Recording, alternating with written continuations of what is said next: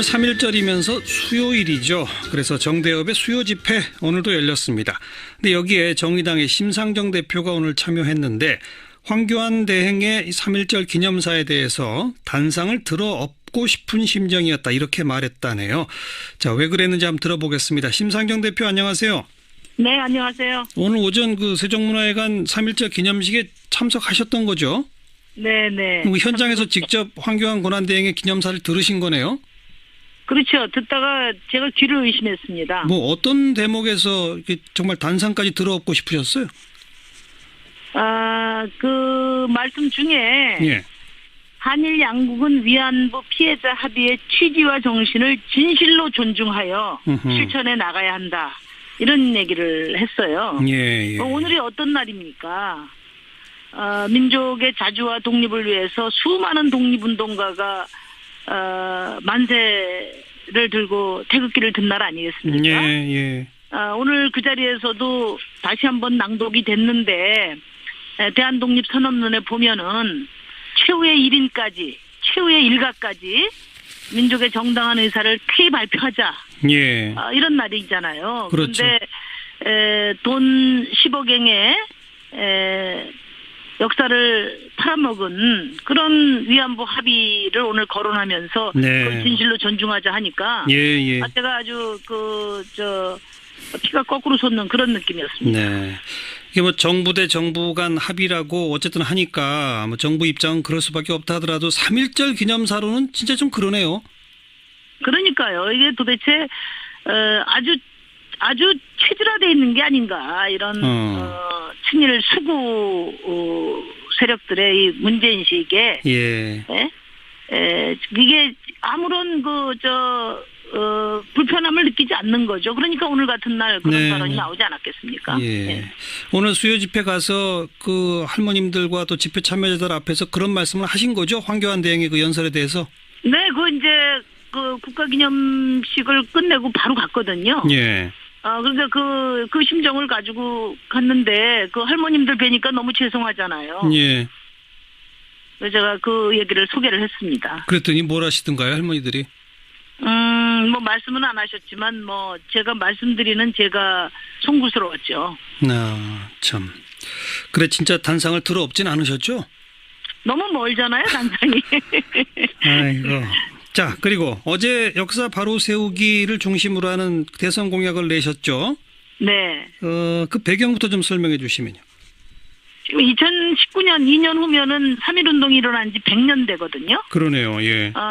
그런데 역사 바로 세우기 작업이 그런 노력이 노무현 정부에서 시작이 됐지만 특권 수구 세력에 의해서 중단돼 버렸어요. 예. 그래서 정말 100주년 될 때까지는 이 역사 바로 세우기 노력을 다시 해야 된다. 예. 그래서 나라를 되찾기 위해서 헌신한 애국지사들에게 부끄럽지 않은 나라를 만들어야 되지 않겠냐. 예. 100주년에는 그런 보고를 해야 되지 않겠냐. 예. 그런 생각에서 이명박 대통령이 그 친일 반민족 행위자 1,006명을 최종 확정 발표한 예.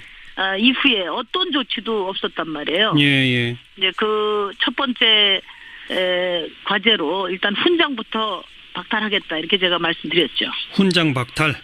네. 친일 행위한 사람 중에 국가 훈장 받은 사람이 몇 명이나 됩니까? 지금 이제 저희가 행자부로부터 받은 자료에 따르면은 예.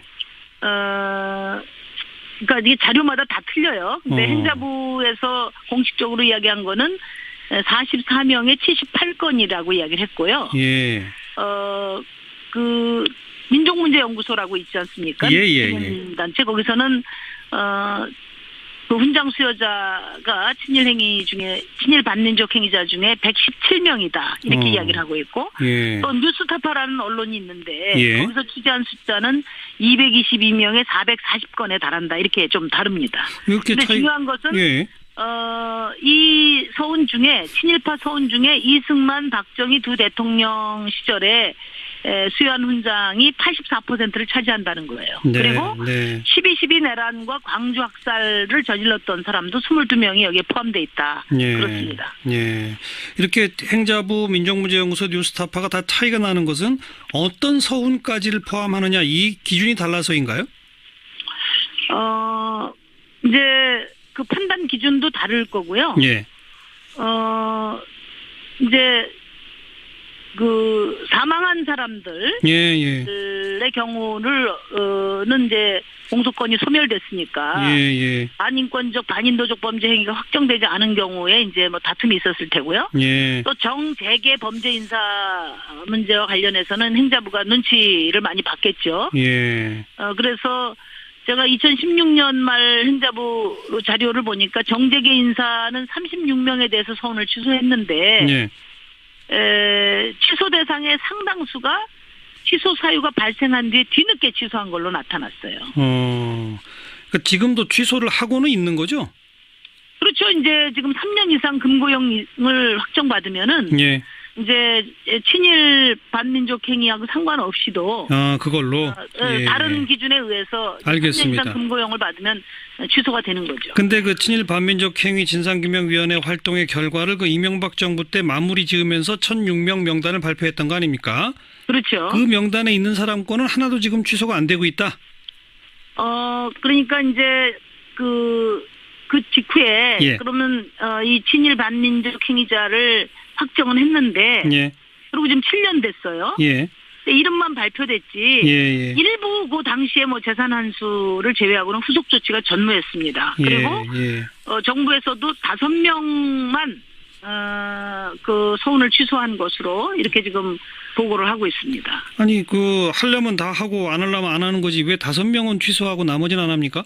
그러니까 이제 이게 어떤 경우냐면요. 친일 행위를 한 것으로 확정이 되더라도 독립운동 및 건국 서훈 같은 경우는 예. 바로 이제 그 관련 조항이 되니까 취소가 되는데 예를 들면 문화예술, 뭐 체육훈장, 뭐 예. 다양한 분야 활동으로 서훈을 받은 경우가 있지 않습니까? 예, 예, 예. 그럴 경우에는 그 행위로 받은 거기 때문에 아하. 다른 이유로 친일 행위를 했다고 해서 취소가 어렵다 이겁니다. 그렇군요. 네, 그래서 전반적으로 상훈법을 개정하려고 합니다. 심상정 대표는 뭐 문화예술 체육 가릴 것 없이 국가훈장은 전부 박탈하는 게 옳다. 그렇죠. 기본 결격 사유로 네. 기준을 해야죠. 그러니까 친일 반민족 행위자는 훈장을 원천적으로 받을 수 없다 이렇게 규정을 해버리면은 예. 체육계 공로가 아무리 많고 문화적 공로가 많더라도 안 되는 거죠. 알겠습니다. 아까 네. 제가 뭐 몇 명이냐 몇 건이냐 그것부터 여쭤봤는데 대표적인 인사를 좀 몇 명 거론해 주시죠. 뭐 이제 대표적인 친일 행적자가 이제 노덕술 우리 국민들 다 아실 거예요. 여보세요? 네, 말씀하세요. 네네. 그래서 대표적인 친일 경찰이고 네. 또 애국지사 체포 고문 행위에 앞장선 사람인데 그렇죠. 이 사람이 이제 대한민국 정부로부터 충무 무궁공장 등 3개 훈장이 수여된 바 있고요. 예. 그다음에 백선엽 장군이라고 예. 유명한 분이 계신데 백선엽 씨는 이제 독일 독립군 토벌하고 항일 세력 토벌 참여 친일 군인이라고요. 예. 그런데 무공훈장 5개를 비롯해서 총 7개 훈장이 수여되고 있는데 예. 더 문제는 이제 백선엽 씨 같은 경우에는 사망을 하면 예.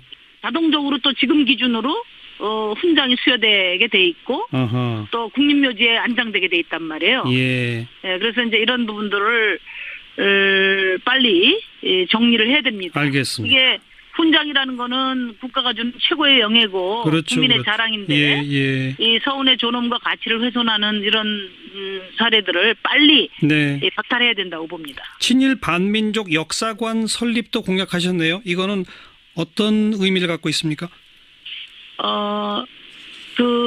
우선 우리가 이런 친일 반민족 행위자를 다시 조사하고 예. 또 훈장도 박탈하고 하는 것은 예.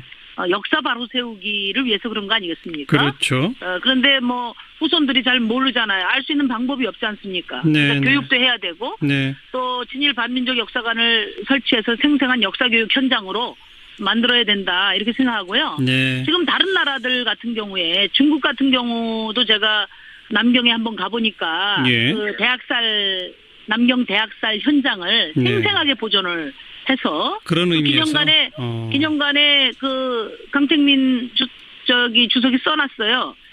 앞일을 잊지 말아야 뒷일의 스승이 되고 역사를 거울로 삼아서 미래를 열자 이렇게 그렇죠. 치욕의 역사도 교훈으로 삼기 위한 노력을 하고 있고요. 예. 독일 같은 경우도 홀로코스트 추모공원이 많지 않습니까? 맞아요. 그래서 역사교육 현장을 전국 곳곳에 네.